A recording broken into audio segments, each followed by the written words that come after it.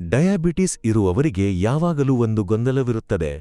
ಅವರು ಎಷ್ಟು ಹಣ್ಣುಗಳನ್ನು ತಿನ್ನಬಹುದು? ಹಣ್ಣುಗಳನ್ನು ತಿಂದರೆ ಶುಗರ್ ನಿಯಂತ್ರಣದಲ್ಲಿಡಲು ಸಾಧ್ಯವಾಗುತ್ತದೆಯೇ ಎಂಬುದೇ ಆ ಗೊಂದಲಗಳು.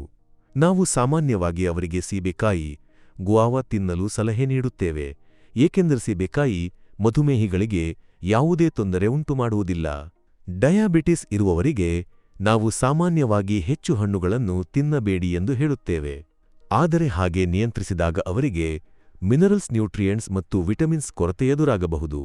ಈ ಕೊರತೆಯನ್ನು ನೀಗಿಸಲು ಸೀಬೆಕಾಯಿ ಸಹಾಯ ಮಾಡುತ್ತದೆ, ಏಕೆಂದರೆ ಸೀಬೆಕಾಯಿಯ ಗ್ಲೈಸೆಮಿಕ್ ಇಂಡೆಕ್ಸ್ ತುಂಬಾ ಕಡಿಮೆಯಾಗಿದೆ.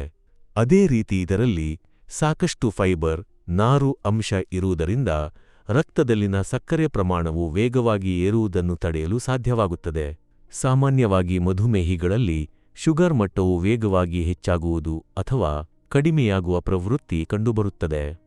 ಆದ್ದರಿಂದಲೇ ನಾವು ಅಂತಹವರಿಗೆ ಯಾವಾಗಲೂ ಕಡಿಮೆ ಗ್ಲೈಸೆಮಿಕ್ ಇಂಡೆಕ್ಸ್ ಮತ್ತು ಹೆಚ್ಚು ಫೈಬರ್ ಇರುವ ಹಣ್ಣುಗಳನ್ನು ತಿನ್ನಲು ಹೇಳುತ್ತೇವೆ.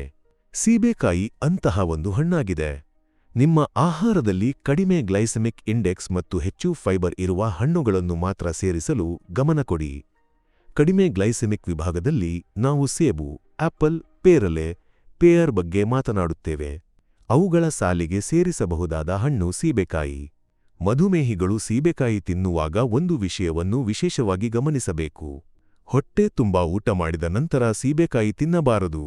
ಬದಲಿಗೆ ಅದನ್ನು ಸ್ನ್ಯಾಕ್ ಆಗಿ ಊಟದ ಮಧ್ಯಂತರದಲ್ಲಿ ತಿನ್ನಲು ಪ್ರಯತ್ನಿಸಿ. ಸೀಬೆಕಾಯಿ ತಿನ್ನುವುದರಿಂದ ದೇಹದ ತೂಕವನ್ನು ಕಡಿಮೆ ಮಾಡಬಹುದು, ರಕ್ತದಲ್ಲಿನ ಸಕ್ಕರೆ ಪ್ರಮಾಣವನ್ನು ನಿಯಂತ್ರಿಸಬಹುದು.